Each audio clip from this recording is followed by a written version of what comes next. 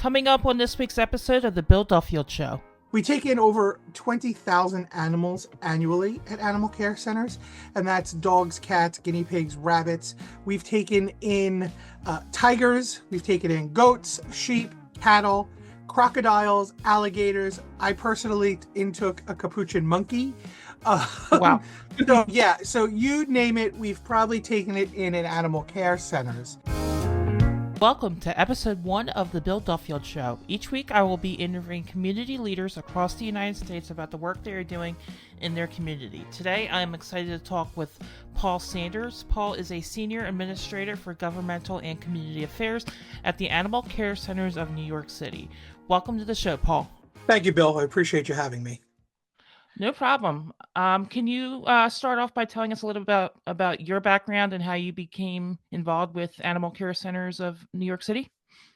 Sure. So it's actually kind of a humorous story. My original background is I worked for over a decade with Best Buy. So I worked in the for-profit organization. And I worked starting in a store, putting CDs back when CDs were a thing and DVDs on shelves. And I ended up going as high as being in charge of one of the employee resource groups for the territory and the LGBT Pride group, as well as grand opening the flagship store in Union Square in New York City. I then transitioned to start working in nonprofits, mostly with LGBTQ plus groups. I was on the board of directors for InterPride, the International Association of Pride Organizers, for 14 years, as well as working for the Pride Center of Staten Island and the LGBT network on Long Island as special events managers, as well as working with older adults, so LGBTQ senior citizens. And it was there that I was helping and this was at the Pride Center of Staten Island, I was helping a client look for a job. And the Animal Care Centers of New York City, which I knew nothing about, had a position opened and they were interested in it. So we did a little research and we, sent in their resume and application. But while I was doing that, I saw that they had a position open for their shelter manager position in Staten Island, where I live. And I was very happy with what I was doing. But I was reading the job description and I was like, this sounds like a lot of fun. And it was very bubbly, very like, do you like to make a difference? Do you want to come into a place where you can pet animals every day and have a great time? So I said, you know what? I'm going to apply for this. And within 2 weeks, I did an interview. I met the person who later became my boss, who absolutely wrote that job description because that words on paper personified exactly how she spoke and behaved. Very happy, very outgoing. And before you know it, I was training and I was the manager in the Staten Island location. I helped do a transition from an old building into a brand new building, 5,000 square foot, brand new state-of-the-art care center on Staten Island. That went exceedingly well. And then that helped me transition to my present role as Senior Administrator of Governmental and Community Affairs. In that role, I am in charge of all of the volunteers in Staten Island, as well as all outreach. So the volunteers and events through all 5 boroughs of New York City. And I'm also the liaison to the elected officials on all levels of government in the city of New York. So that's me in a nutshell. Wow, that's awesome. Sorry about how you got involved. So can you tell us a little bit more about Animal Care Centers of New York City and what their mission is? So the mission of Animal Care Centers in New York City is short and succinct, but it really packs a punch. Our mission is to end animal homelessness in New York City. So while that is a very short mission statement, it really is quite broad in the work that we need to do. We take in over 20,000 animals annually at animal care centers, and that's dogs, cats, guinea pigs, rabbits. We've taken in tigers, we've taken in goats, sheep, cattle, crocodiles, alligators. I personally took a capuchin monkey. Wow. So you name it, we've probably taken it in at animal care centers. We do a lot of work to also not just take in animals, but to also prevent surrendering. We have an entire department that wants to keep animals in the homes with the people they know and love, in the homes they know and love. We, like I said, we take in over 20,000 animals annually. So if we can keep some in those homes, more power to them and better for us. Yeah, definitely. How many shelters do you have throughout New York? So we have presently three open right now in Staten Island, in Harlem on 110th Street in Manhattan, as well as a pet adoption center up on 109th Street. So it's right on the other side of the shelter. And then we have our largest care center, which is in Ridgewood, Queens, named after the late Paul Vallone, who was a city council member, who was Mhm. instrumental in getting the funding for that facility done. We also just broke ground in partnership with the Department of Health and Mental Hygiene in the city of New York here on a renovated and brand new Brooklyn Care Center, which will open up in mid 2026. We're taking a facility that was old and gutting it down right down to the beams, doubling the capacity from 12,000 to 24,000 square feet, and that'll open up in 2026. But we're very Well, excited that this upcoming year, our new care center in the Bronx in Co-op City on Bardo Avenue, which will be our largest care center, will be opening up. So by the end of 2025, we'll have four full service care centers. wow.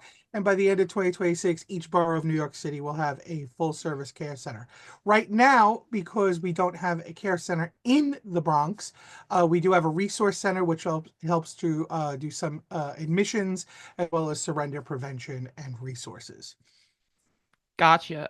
Can you go into a little bit more detail about like the programs and services Sure. that you have? So yeah, absolutely. And we have a lot of them. So people think, of an animal shelter is just that. It's a place to bring an animal, but it's also a place to get an animal. We, have adoptions. All of our animals are microchipped, vaccinated, spay and neutered before they leave at a very reasonable cost.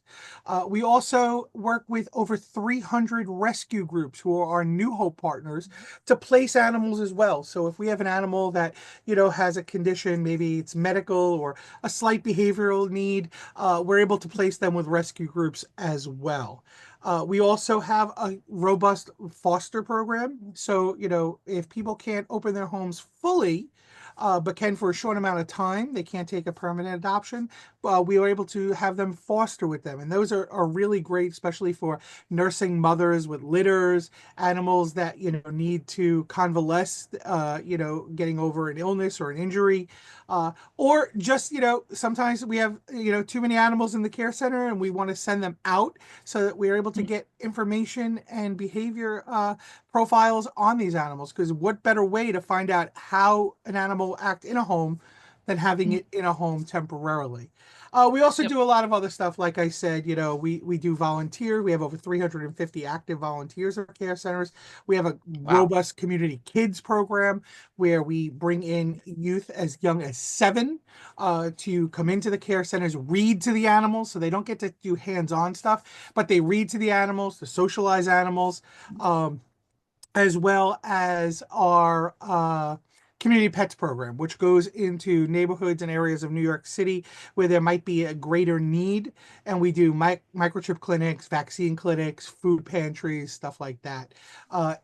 Just last month, our volunteers did over 3,000 hours of work. Wow. We were able to place, over 95% of our animals, left we could.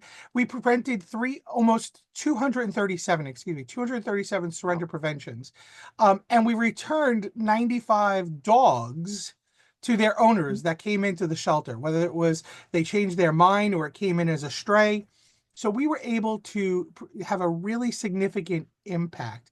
But the biggest thing was we did just under 600 adoptions last month. We did Wow. That's 596 adoptions, no. and we placed another 476 animals with our rescue partners. So well over 1,000 animals in 1 month we were able to place into future homes or on their way to future homes. Wow, that's crazy in a month. in a month. Wow. Can you share some success stories that show the work that you're doing? Yeah, absolutely. So a couple of different things I could bring up. One is I mentioned our community kids program where children come into the care centers. And when I was the care center manager in Staten Island, we had a young boy who came in with his mom to participate in that program. And he was, I believe, fourth grader, and he was reading at a third grade level. So he came in almost every week with his mom. They sat there, read to dogs, read to cats. It's really amusing to see a little kid, reading to a big barking dog who then kind of, does that head tilt. The ears go up and they're like, what is this little human doing? But then they start listening, so they get used to it. It's a socialization thing. But by the end of the school year, uh, the mom, confided in me that the son, who has been reading all year long, was now reading not just at grade level, but slightly above grade level. Wow, So we were able to attribute his reading to the animals as a success. So it was twofold there. We were able to socialize those animals, get used to having children around, being able to calm down and listen, even though they obviously didn't know the words. And then we also had a very distinct impact on the life of a child in that program. Another that's one, great. yeah, another one is, we have a team in our community resources department Mhm. that we have, people who are well versed in social work and who have worked in social services for decades, and they are able to help people who are, medically going into facilities or people who have been incarcerated to find homes or placement for their animals, whether it be short term or permanently, so that those animals don't just end up in the shelter as just another one of the animals. So that's something else that we're very, very proud of. But we're super proud of the fact that, our surrender prevention department, like I said, prevented over 230 animals just last month Wow. alone from coming Yep. into our facility. So it's the work that our surrender prevention coordinators does, as well as our admissions counselors, because when our admissions counselors get that request for an animal to come in, they don't just say, okay, great, come in Thursday at 2 o'clock. We do everything we can, whether it's providing resources or medical stuff or something. As here's another great story. We had a dog that an owner kept having to come in to pick up from us. The Mhm. dog kept getting loose. It was a husky, kept coming, getting out. Yep. And we finally were like, what's the deal here? Why does this dog keep coming back in? You're paying $90 pretty much every time you come in to get this animal, Mhm. And the woman was like, well, I can afford that in the immediate, but my gate is broken on my fence in my yard, and the dog will get Got it. out sometimes and run out. So we were like, oh, okay, that's a simple fix. We went and had her gate fixed. Mhm. We never saw the dog come in again. We've never saw her. I assume that That's everything's great. good with the dog. And yeah, it cost us a few bucks to fix the fence, but it was a lot less than having to bring this dog in every time, having to Mhm. feed the dog, having to make sure it's up to date on vaccines, medical costs, things like that. So, it's things like that that we do that people don't always think about in Yep. terms of how we get to the end mission of our mission statement of ending animal homelessness. Because if Mhm. that animal is just running around the street, it's homeless compared, to anyone who Yep. looks. So that's what we kind of the things we do. So that's a few of the Mhm. success stories. Awesome. Obviously, we've worked well with legal challenges in the city of New York. We are very happy to have helped institute a pet shop ban on rabbits and guinea pig sales. Mhm. We are a strong supporter of the puppy mill pipeline bill that just is taking effect this week in the state of New York, where pet stores are no longer able to just sell dogs especially, Mhm. but able to now partner with rescue groups and shelters to provide animals in their facilities. That's awesome. Yeah. Yeah. Yeah. So, what are some of the challenges that your organization is facing, and do you foresee any challenges with the new administration coming in next year? I'll take that in twofold. First is challenges that we're facing are pretty much challenges that animal welfare organizations, shelters, sanctuaries, things like that are facing across the country. Overpopulation. there is a dearth of animals that need loving homes, and not enough shelter space. So, like I said, we work with 350 partners who are amazing. We get animals out, we do adoptions, but pretty much, for every animal that goes out, we have 2 or 3 waiting to come in. So that's not just here in New York City, but across the country. Doesn't help that it's compounded by a veterinarians shortage as well. So there is a shortage of veterinarians across the country. So if anyone has interest in that field, we always recommend to do it because it's a rewarding and it pays well, but it really has an impact on local communities and people. In terms of the new administration, we don't really foresee any negative impacts. But I will say that one of the great things about working in animal welfare is that generally everyone loves animals. So we don't necessarily, work with Republicans or Democrats or independents in any different ways. Some of our best supporters are Republicans, some of our best supporters are Democrats. It's really about the love of animals. It's one of those things that you can span the aisle and be able to work well with anyone. And we're very proud of that. We have a mission, and our mission is to help the animals. So we try not to get tied up in that. But we actually just did do something for Election Day. We do it every 4 years to coincide with the presidential election. It's called our Elect to Adopt campaign, where we dress up dog and cats, guinea pig, rabbits, and little campaign slogans, stuff like that.